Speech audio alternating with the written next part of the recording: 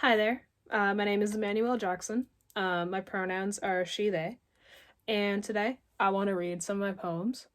I have two different poems. The first one is called I Live Here. I wrote it about a week ago when I found out that I had this opportunity and I wanted to write a new poem for this. So I want to read it. Living in a world where breathing with a sigh gets me killed. I look up to the midnight sky, hoping I'd lay eyes on a star that would save me, but sadly, I'm still here. Here is not all bad, a paradise of sparkling winter snow and smooth ice. The thin ice draws me in, and then as my feet are swept from underneath my frail body, I remember I do not live in paradise, I live here.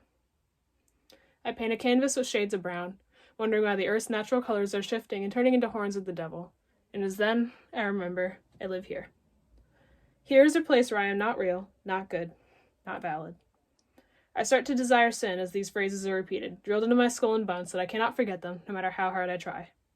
It rots my flesh, and I stare into the mirror with pins for hair and snow for skin. I forget who I am. I was here. Until the flowers start to bloom again, until the sun arises for longer and I am brought out again. My canvas returns to its original shape and shade, and I laugh as the paint has been smeared from the original, but it's still there. I am still there. I cannot rid myself of all that I am because I am here and will be forever. I have a second poem to share. This one is titled A Person and Their Target, and I wrote this in the summer of 2020 after the George Floyd situation. I was going to lead a protest with my friends from my school, and I wanted to share a poem while I was there. And I also shared it at the poem held at Armuckto High School in just before Christmas break, where it was a protest that me and my friends also put together. So I hope you like this one as well. 6 years old, I was in grade 1, sitting outside my classroom where all our tiny shoes were lined up, not knowing what I was feeling was anxiety until much later. I couldn't move, and my friends were desperately trying to get me up. Ignore the hater, they'd say to me. The day before, I had been targeted for the first time in my life, and I couldn't understand why. They called me dirty and told me my hair should be brushed. I was confused. My mom had done my hair this morning, hadn't she? Everything they had said had caused me to break down and cry. Shortly after it happened, my brain did some damage repair and it was forgotten, but not for long. When you're going through school and their only nicknames are based on your race and hair, it tends to take a toll. When you're the only black kid at your school and you're considered the ugliest, it tends to take a toll. When you become so ashamed of yourself and your differences that you change them as much as possible, like straightening your hair, or smiling in a way that doesn't show how big your lips are, or never going outside so your skin will maybe look like theirs, it tends to take a toll.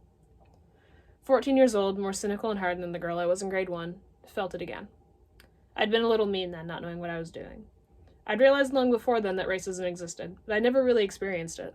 All my friends are white, and they talk to me, so they can't be racist, right? They called me a monkey, but it was just because I had a shirt with monkeys on it, right? They called me the N-word, but it was just a joke, because it wasn't with the hard R, right? They told me I'd probably end up dead before high school ended, because I was dirty and gross, but that was only because I was a mean person, right? It's taken me my whole life to appreciate who I am, and even now, it's still hard. I think I look prettier when my hair is straight. I know it isn't true. I still can't see the melanin in my skin and think I look white passing due to me wanting to fit in my whole life. I know that's not true. I think I'm only involved in things to be the minority there, because why else would I be there? I know that's not true. Everything I've gone through has made me the person I am today, and the person I am today wants to make a change now, not sink into the background. The person I am today wants to live freely, to be who I am, and love who I love. The person I am now wants to be a teacher, to educate, support, and help young people like the girl I was in grade 1. The scared girl who didn't want to be seen because she was different. The person I am today is truly proud of who I am and wants to use that pride to help the next generation who shouldn't have to live through this. I hope you all enjoyed my poems. I thank you for hearing me and listening to me, and I want to thank UNB for this opportunity. Thanks.